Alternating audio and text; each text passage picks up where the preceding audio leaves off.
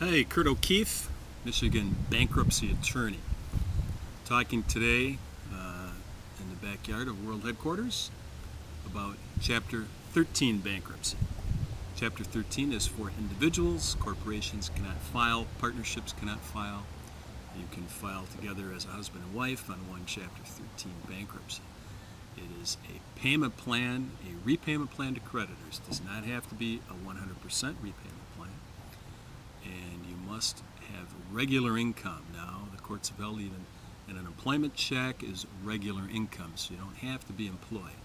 But you do have to have regular income. That would seem obvious if you're entering a plan to repay creditors. Biggest reason people file a Chapter 13 is to make up back payments on the mortgage on their principal residence. And you can do that. You get 3 to 5 years, depends on the court and the judge. But the law, the bankruptcy code itself, which is federal law, makes a Chapter 13 plan a maximum of 5 years. So you have a maximum of 5 years. In Detroit, the timing of that 5 years begins when the plan is confirmed, and that may be 3, 4, 5, 6 months after it's filed. So you may actually have 5.5 years of payments to make, but that's kind of a bonus that may come in. You can't base your plan or calculate your plan or file papers based on anything more than a 60-month or 5-year plan. So Chapter 13 being a payment plan is with Chapter 7. You are under oath in a federal court. You must fill out all the information about your property, your assets, not just home, but everything that might be worth anything is an asset. Now in Chapter 13, you're making payments. You won't lose any of your property, but it all must be disclosed to the court.